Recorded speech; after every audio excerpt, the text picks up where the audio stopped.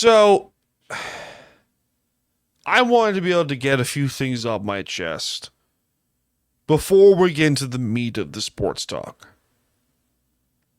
I don't mind talking sports. I don't mind talking wrestling. I don't mind talking about whatever's on my mind. Because that's how this show rolls. That's how this entire program works. And I can look back at everything 6+ years later of doing this stinking show. I remember exactly when this show started. It was June of 2019 when this podcast started. It's crazy. I'll finish the story in a second, but I gotta get to the beginning. Ladies and gentlemen, welcome to the Department of BS from the beaches of lovely Long Island, New York. My name is Dan Cruz, and this is Time to BS Podcast, part of the Belly of Sports and Belly Media Network. Follow the show at Time to BS Podcast on YouTube, clips of the show at Daniel Smooth on TikTok. Follow the show's social media pages on Twitter, Instagram, and Threads at Daniel Smooth and at Time to BS Podcast.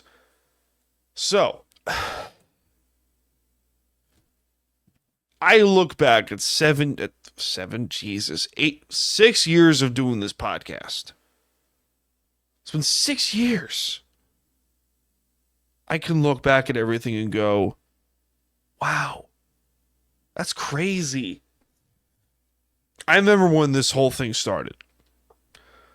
For those who do not know, the original incarnation of this show was called The Sports Cave. It lasted for all but 43 episodes. And it's not my proudest work. I just started podcasting. It's something that I have wanted to do for some time. Because I fell in love with the radio business. And the radio business is something that I wanted to get into for quite a while. And over the 6 years of doing this podcast, Time to BS,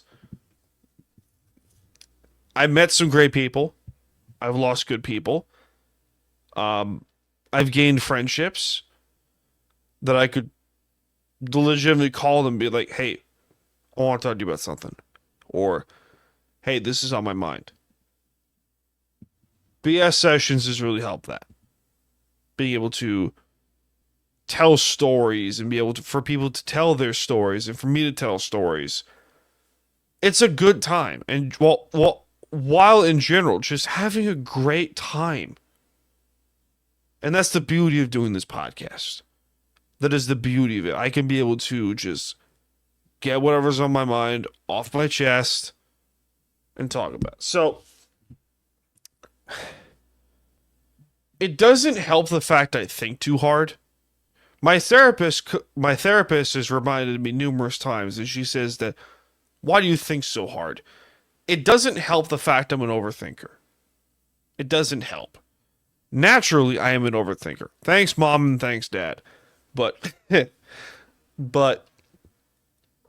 I can look back at everything from... I gotta turn the fan on here. Can you guys see that or hear that? You can a little bit. All right, cool. Got it. So, 6 years ago, this whole idea became what it is today. Jesus, wow, that was terrible. But you're probably thinking to yourself, like, good effing Lord. Oh, brother, this guy stinks! I know I do. Sometimes I do. I can't help it. It happens. What the hell was that? It happens, man. What are you gonna do? I don't mind doing the solo show. I really don't. Sometimes it comes out like gold. Sometimes it doesn't. This may be one of those instances where it comes out like dog shit. Or I'm trying my best to not swear as much because it doesn't sound professional when I swear a lot. So, in the description of this show, I'm allowing myself to go down an uncomfortable road and take a weird trip down memory lane and take a side street that's just feels really uncomfortable to me. And I can allow myself to get uncomfortable in this regard. And one of the things that I have talked about numerous times is through, off air, mainly off air, was my past drinking habits. And I wouldn't have called myself an alcoholic back then. I really wasn't. I can look back at the bad decisions I made that have involved, drinking or, sex addiction or whatever you want to call it. I don't think it's more of an addiction thing with the drinking as much as I was trying to find ways to get the pain away. Because when I was younger, I didn't understand I still don't. I don't understand the concept of how you're joking or how someone is joking or, hey, this is clearly a joke. I'm starting to get better with it, but it's gotten better to the point where I have to force myself to realize, oh, this is clearly a joke. Or just go, assume everything's a joke until proven otherwise. I was bullied a lot. And it's not a matter of fact of, oh, I'm playing the victim here. No. I don't want to play the victim here. That's not how I want to do this. I don't. What I want to do is just share my story. Before we get to the sports, and I want to be able to share it more and more. So, I wasn't stuffed in lockers. I wasn't, beaten up constantly. I was, made fun of. That's pretty much how it was. And I look back and it leads into the drinking because, I made some pretty stupid decisions in my life. We all do. We all make stupid decisions. We all make decisions that we look back on and go, wow, that was effing dumb. That was really stupid.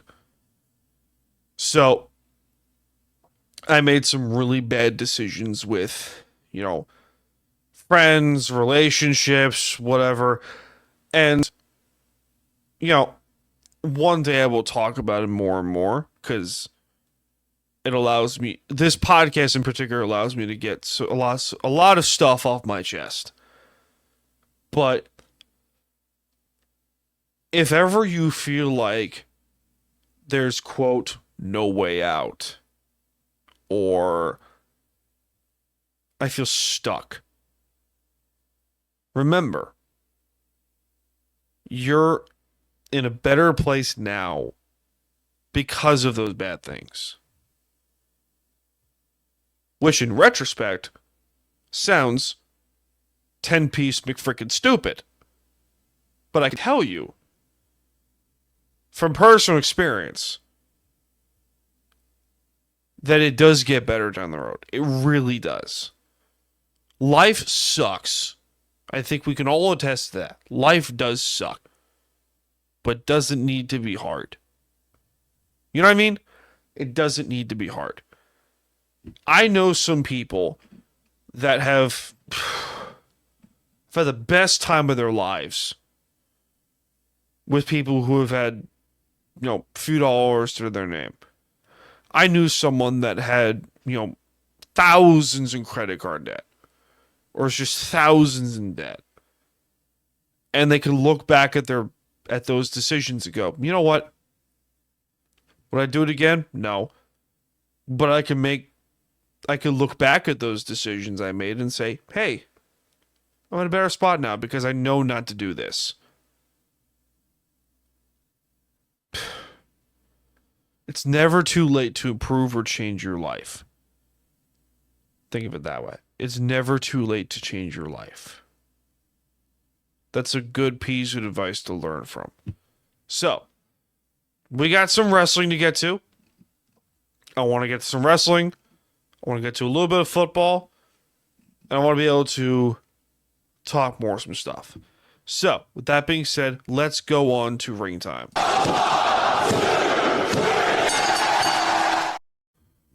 That is right, ladies and gentlemen, it is ring time, our weekly wrestling discussion here on Time to BS Podcast. Sometimes it's the shortest segment, sometimes it's the longest segment. Most of the time it's the longest segment to go through.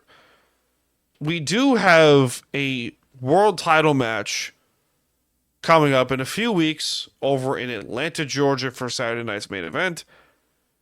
Goldberg makes his well-expected, well-unanticipated return to challenge Gunther for the World Heavyweight title at Saturday night's main event in Atlanta, Georgia.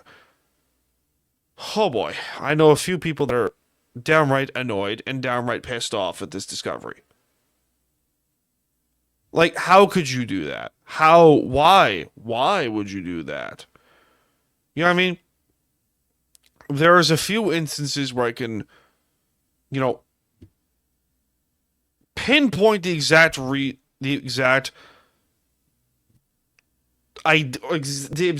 point of when Vince McMahon's booking went downhill. There's a few points I can really point to and say, hey, Vince's booking went downhill.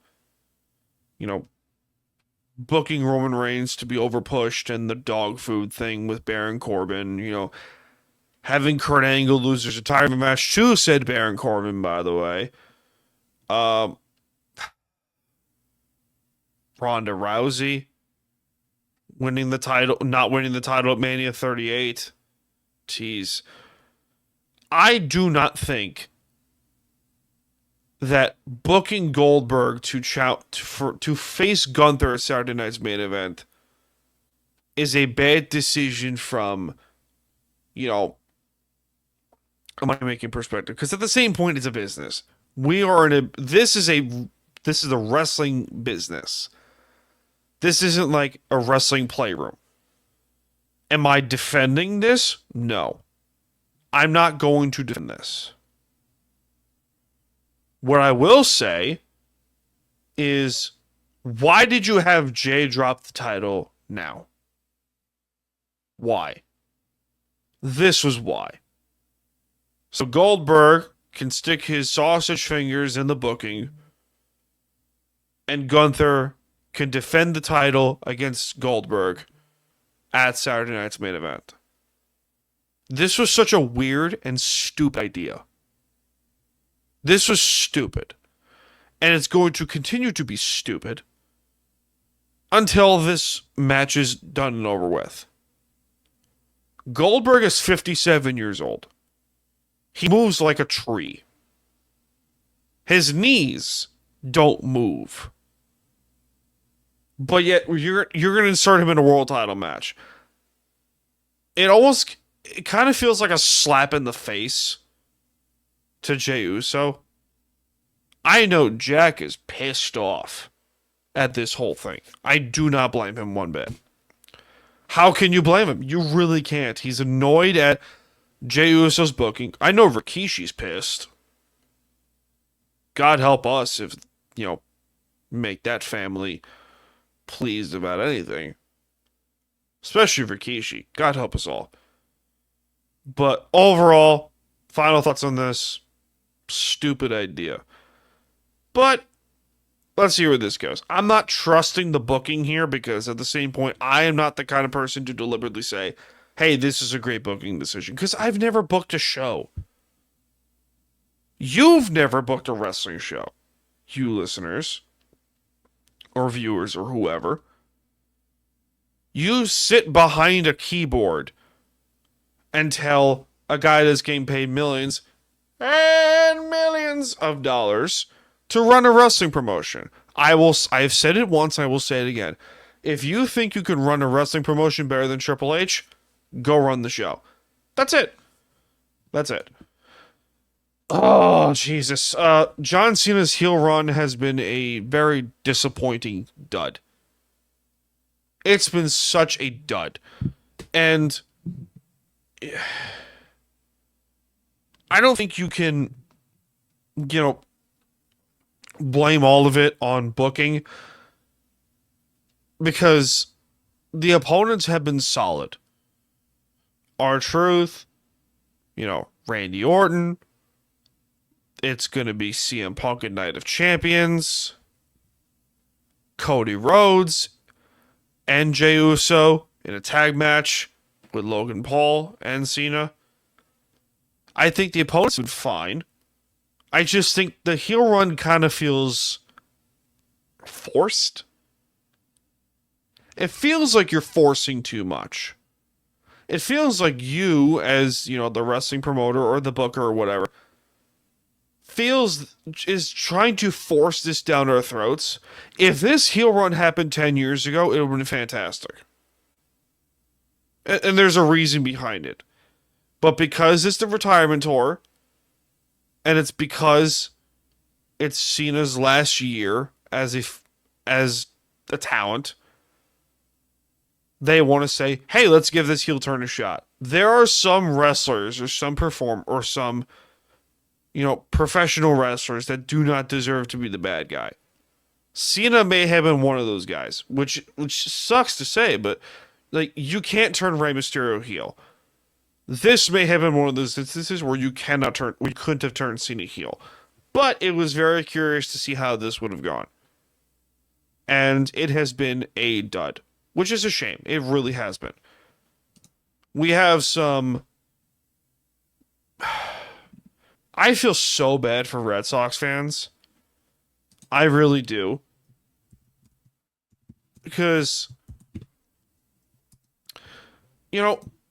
as much as I want to deliberately say, Rafael Devers did this to himself, he didn't. He spoke up and said, hey, I'm not playing DH. I'm a third baseman. This is where I've been for the entire my baseball career, my baseball life, blah, blah, blah. I do not want to be a DH. All because Alex Bregman,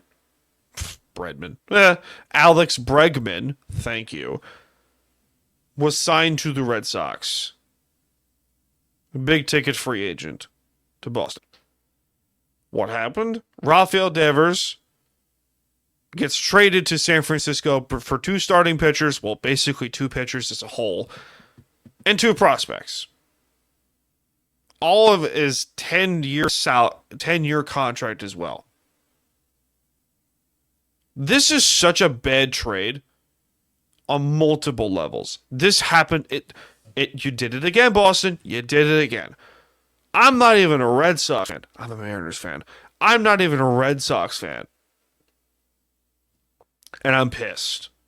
I'm pissed. Because you did this with Mookie Betts and Kiki Hernandez. You're now doing it again with Rafael Devers. This time he's going to the Giants and not the Dodgers. Thank God he's not going to the Dodgers. He's going to the Giants, which is, honestly, San Francisco was like, well, I guess we got him now. What do you guys want to do? Do you guys want to get drunk and, celebrate with Rafael Devers? Let's go. Let's go do some stuff. Why not?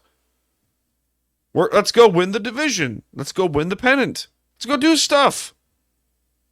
Hey, let's go do crap. You know what I mean? I'm happy for Giants fans because they basically were spoon-fed an all-star third baseman because the Red Sox don't know how to do business with their top talent. Oh, he got a top-tier talent? Well, let's ship him over to California. Let's ship him to California. Let's go to the Giants, go to the Dodgers, go to the Padres. Oh, Jesus. Weirdly enough, Oakland is not on this list. Why? I don't know. Don't you wonder these things sometimes? That's right, because the Athletics stink. That's why. Hilarious. We have some basketball talk to get to. I'm pumped for the finals. Before we get to this next topic, I think the finals this year, I may be in the slight minority here. But these finals have been great. It's been great. It's been chippy. It's been high scoring. It's been defensive base. It's been chippy. which you love to see as an old school NBA fan. You love to see that. You love to see it. Excuse me. Jesus. I've been fasting a little bit for the last couple of days, and there's nothing in here. There's nothing in here. There's nobody there. And there's a spider in front of me. I'm going to spray it. Nope, that's a thing. Eh. Sorry, just... God dang it. There we go. People are listening like, what the hell is going on? What happened? What happened? What the hell was that? Context for listening. There was a spider on my wall, and I decided to kill it. What you have done has made God very unhappy. Sure. Surely what I have done has made God very unhappy. Whatever. Things die all the time. People die all the time. It's fine. That sounded really dark. That got dark really fast. Woof. Woof. Probably not the best time to say that. If you know what I mean. Kevin Durant has been in the trade rumor mill for quite some time in the last couple weeks, whatever. It's just... So, Phoenix has been trying to actively trade Kevin Durant. Good freaking luck. And... No, seriously, good freaking luck. Because you're not going to get the value what you're going to get for him. Dude's 35. 35? 36? Oh, no. Real-time research here. Kevin Durant. It's 36. Close enough. I was close. The rumor has that he wants to go to the Knicks. And guess what? That got debunked real fast because the Knicks are... Why would he want to go to the Knicks? Genuine question. Why would he want to go to the Knicks? He had an opportunity to go to the Knicks like 6 years ago. And you know what happened? You passed on it because you wanted to go to Brooklyn. You went to Brooklyn. Like, if you went to the Knicks, you could have sold, if you're the Knicks, thousands of tickets in like seconds. Seconds. It would have been great. And you would have been a hero in New York. Probably wouldn't have, because Kevin Durant's a diva who thinks he's better than everyone else. And other than 3 years in Golden State where he cheated his way through 2 championships because he's a low-life pussy who couldn't do it on his own in Oklahoma City, couldn't do it on his own in Brooklyn. He's not a winner. He's not. And for those who are saying, by the way, the rumor is that Kevin Durant wants to go to the Miami Heat. Why the hell would Kevin Durant be a good fit with the Heat? That's not a Pat Riley kind of move. It really isn't. Oh, this guy shouldn't have a microphone. Screw off. I have a right to share my opinion, good sirs. But Kevin Durant has done nothing to show that he is a great leader of a team. He acts and complains like a crybaby. And he cheated. I'm still annoyed that he went to Golden State after he lost to Golden State in 7 as a member of the Thunder. Thunder fans I know are still pissed at him. I don't blame him. I don't blame them at all. Because what do you want to do? Like, he's a great player. I'm not denying that. But, like, Jesus. Watch. He's going to somehow find his way to the Celtics. Watch. It would be funny. And Kevin Durant's like, oh, I always wanted to come here. I feel like blah, blah, blah. It's like, no. You wanted to come here to ring chase. Do you remember the ring chasing era? Remember how that? It's starting to die away now because there's so many good players. They're like, I just want to stay here and win here with the team that drafted me. Anthony Edwards, perfect example. Perfect example. And it's also soon going to be Victor Wembanyama with the Spurs. You know, the good news is that Kevin Durant, if he does decide to go to San Antonio, he can finally gain some freaking weight by chewing on all those churros. You know, like those big old women down there in San Antonio. That probably is not even true. Probably isn't. I mean, depending on where you go in San Antonio, there's fat people everywhere. So what? Well, let them live their life, Dan. Whatever. I made my point. The Bengals are once again proving to the world why they are cheapskates. Well, specifically, Mike Brown's a cheapskate. First round pick, defensive end from Texas A&M, Shamar Stewart, has left Bengals mandatory minicamp and basically has taken his crap and gone home. To quote Vince McMahon, he took his ball and he went home. And I don't blame him for doing so. Because Mike Brown, oh boy, where do I begin? Where do I begin with Mike Brown? Because Mike Brown, has the owner and de facto GM in the Bengals, has basically proved time and time again he was a cheap SOB.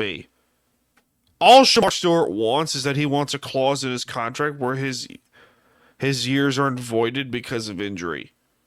That's all he wants, which is, from a business perspective, the right move. He's absolutely in the right as Shamar Stewart.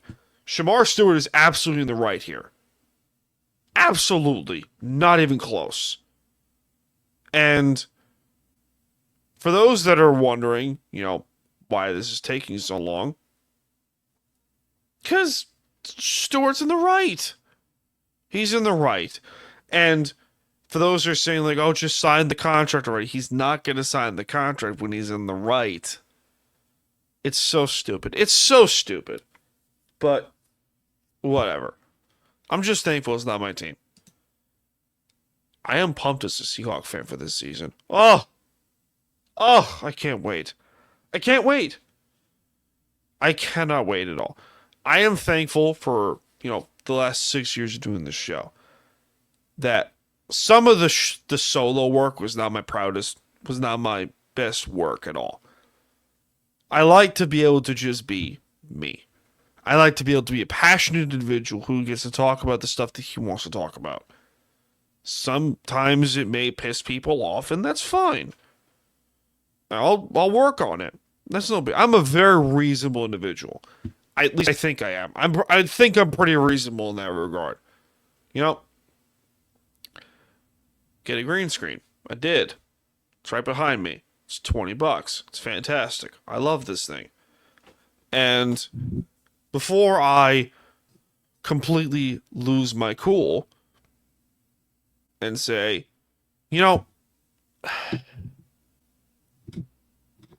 I can be resistant to change. It's not even the fact of losing my cool.